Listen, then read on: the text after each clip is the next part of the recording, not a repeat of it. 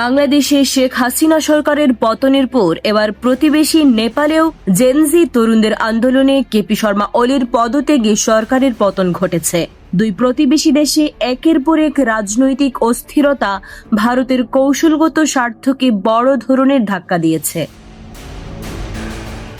কাঠমান্ডুর রাস্তায় টানা বিক্ষোভে প্রধানমন্ত্রী কেপি শর্মা ওলিকে পদত্যাগ করতে বাধ্য করেছে তরুণ প্রজন্ম। দুর্নীতি, ভোট চুরি এবং স্বৈরশাসনের বিরুদ্ধে তাদের এই আন্দোলন বাংলাদেশের অভ্যুত্থান থেকে অনুপ্রাণিত বলেই মনে করছেন বিশ্লেষকরা।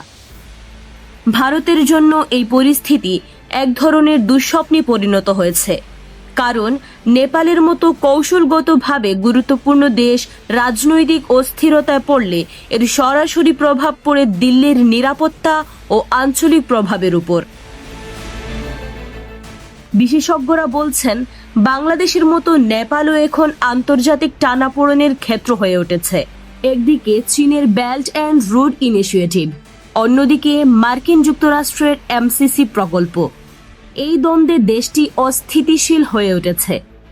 প্রসঙ্গত, বাংলাদেশের পতনের পর আওয়ামী লীগের বহু নেতা নেপালে আশ্রয় নিয়েছিল, কিন্তু কাঠমান্ডুতেই একই ধরনের আন্দোলনে সরকার পতন হওয়ায় তারা নতুন করে অস্থিরতার মধ্যে পড়েছে। সামাজিক যোগাযোগ মাধ্যমে একে পানিতে কুমির, ডাঙায় বাঘ পরিস্থিতি বলে আখ্যা দেওয়া হচ্ছে। এদিকে ভারতের ভেতরেও আশঙ্কা বাড়ছে যে হিন্দুত্ববাদী বিজেপির শাসন ব্যবস্থার বিরুদ্ধে একই ধরনের তরুণ আন্দোলন শুরু হতে পারে। বাংলাদেশের পর নেপালের এই সরকার পতন শুধু দক্ষিণ এশিয়ার রাজনীতির মানচিত্রকেই নাড়িয়ে দিয়েছে তা নয়, বরং ভারতের আঞ্চলিক আধিপত্যের জন্য তৈরি করেছে নতুন সংকট।